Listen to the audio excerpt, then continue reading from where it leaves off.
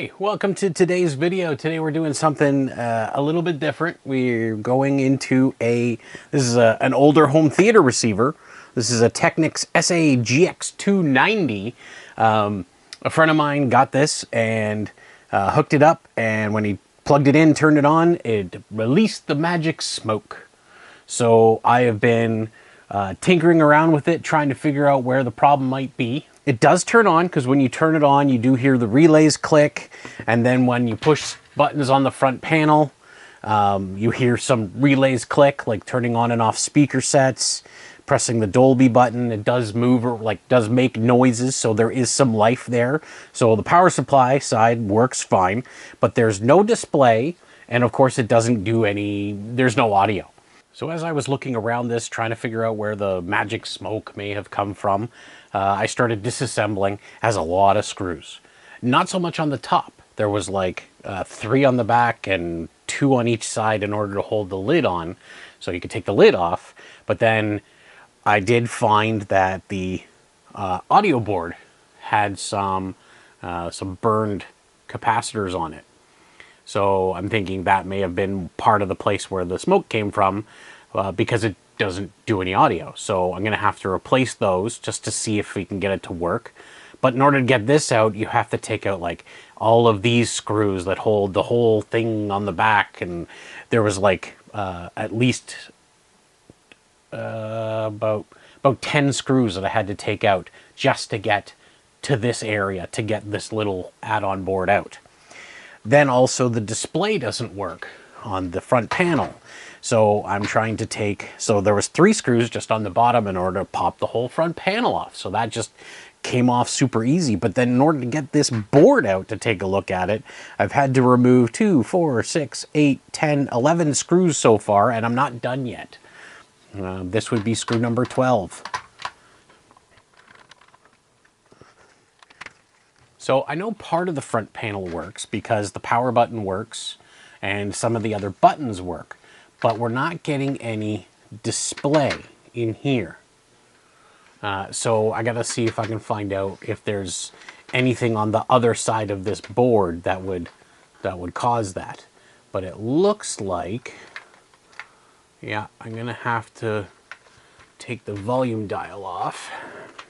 Well, that was easy. And it's held on with a little bolt there. Let's try this and see if it'll... Oh, the button's here. So these need to come off.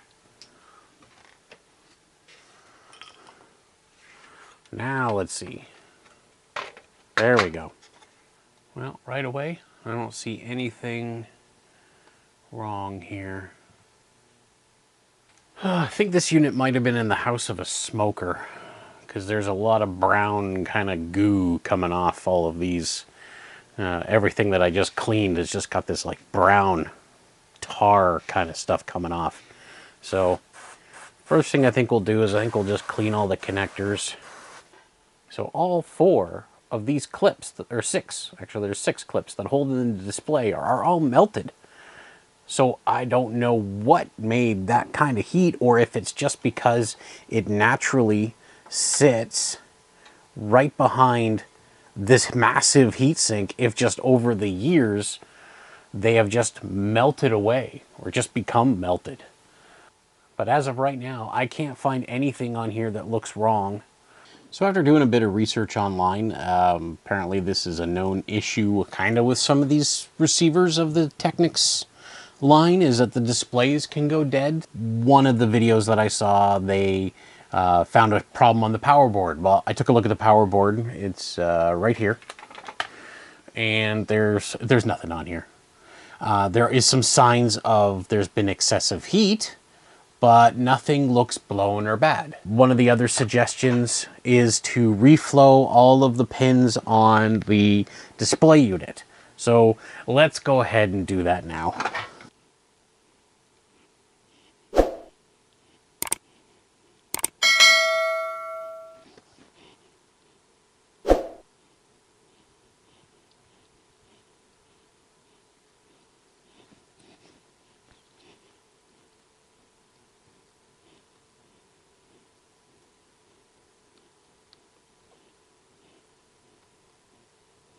So I don't know if you can hear that, but it's switching the relays for the speakers, but still no display whatsoever. Okay, so I went and I recapped the audio board that had the obvious signs of a part failure. So if you look here at these caps, you can see it's actually burnt on the top. So these were, the majority of the caps on the audio board look like that. There were 4 of them that looked like that. So I just went ahead and replaced every cap on the board. Plus the other thing I want to try too is that maybe the display doesn't work, but maybe it is the display. Maybe the display is actually just burnt out and it's actually working just fine. So I knew I had to recap the audio board in order to potentially make anything work. So I did that. So let's just see if this just magically comes to life. I'm gonna check over the front display and there's nothing. Okay, so I found a little Sony Discman. Put my favorite Cher CD in there. No, I don't like Cher. It just happened to be the CD that I found laying around. Let's give this a go. I got headphones hooked up to it.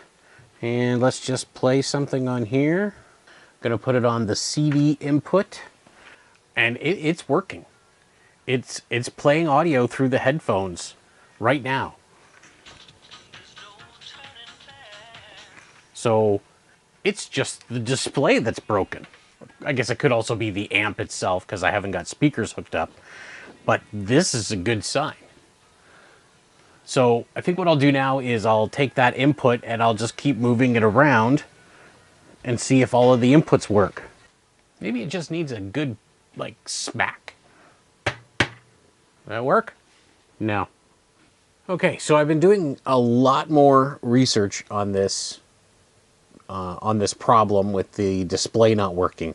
Everything else on this amp is working fine. The audio is running through. I can switch between them, turn everything on and off. Everything's fine, but there's just no display.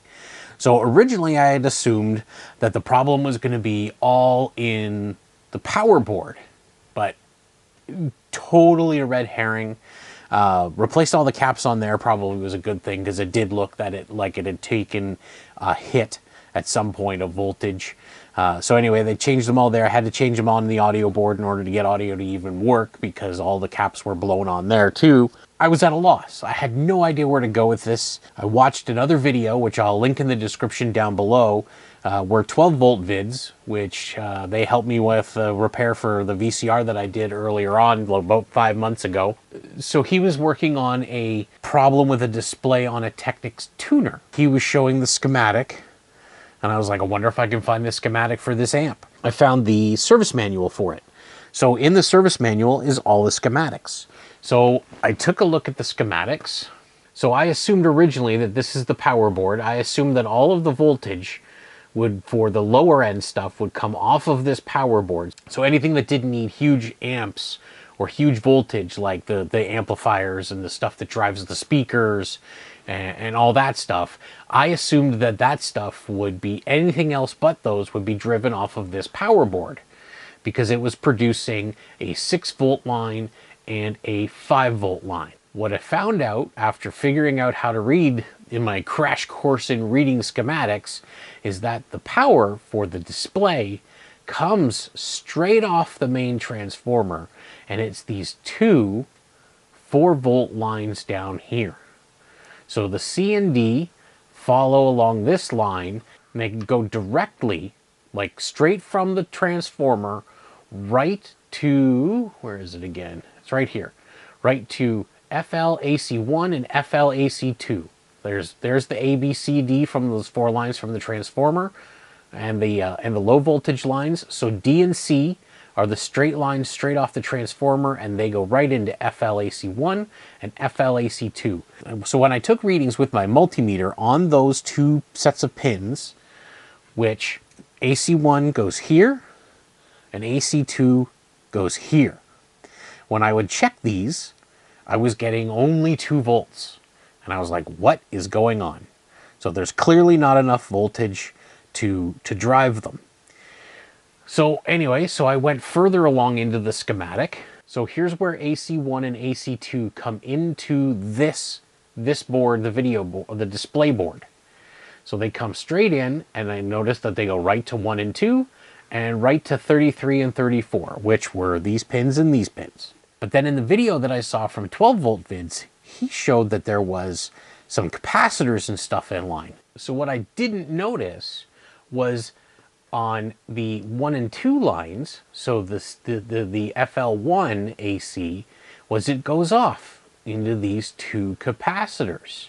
And then FLAC2 goes off into these two capacitors. Because originally I had thought that there's nothing between the transformer and this board. Everything, it looked like it was a straight shot, but I never noticed those two sets of capacitors that were on here. So I found those, and they were right in this section right here. So I've gone ahead and removed them. They are 22 UF 50 volt. So I had to order some new ones, and they finally came in. So I've got some new capacitors now, so let's get these installed.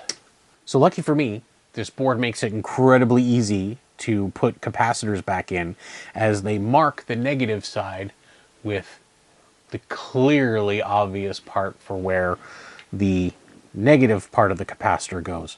So unless I actually screw it up, this should be pretty easy. So there's 1, 2,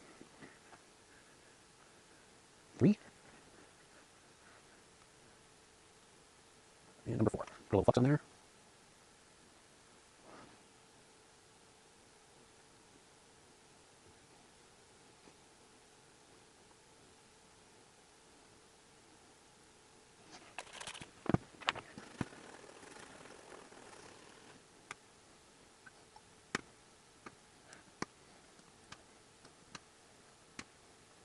Here we go. Big moment of truth. Power button. No. Oh, this one is just giving me all the fun. So I hooked it up, turned it on. It didn't look like it was working. So I took it apart again, hooked it up without the faceplate on, and it was working. I was like, what is going on? So then I put the faceplate back on and hooked it up and noticed that I could just barely see it. It's because the plastic piece has gone all foggy and you can't even see through it. So I'm going to try some plastic polish and see if I can get that visible again.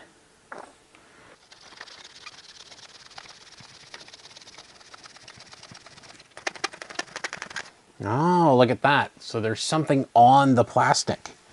I don't know what this receiver went through in its lifetime, but man, it got the crap kicked out of it.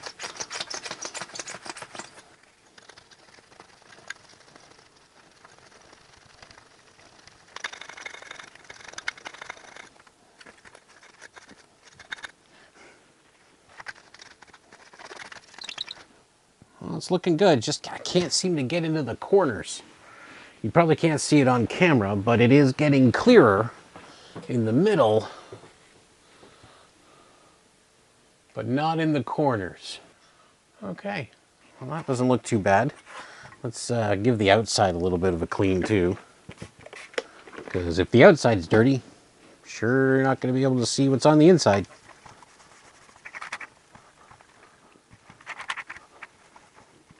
Let's do this again.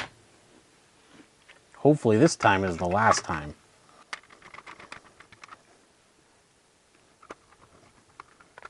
All right, I'm going handheld for the extra of this video. Everything seems to be working. I wish I could play some music for you, but, you know, copyright stuff and all that. But I got some beautiful listening radio static for you to listen to. Ooh, isn't that great? Can't copyright strike static. But everything's working. Everything's working great. So a bunch of capacitors. I'm assuming we had a red herring with the, you know, with the power board, but they probably needed to be replaced. The audio import board definitely needed new caps. And of course the display. needed new caps. So anyway, that's it for this video. Thanks for watching, and we'll see you in the next one. Oh yeah, my kids keep wanting me to say, like and subscribe, smash that like button, yeah!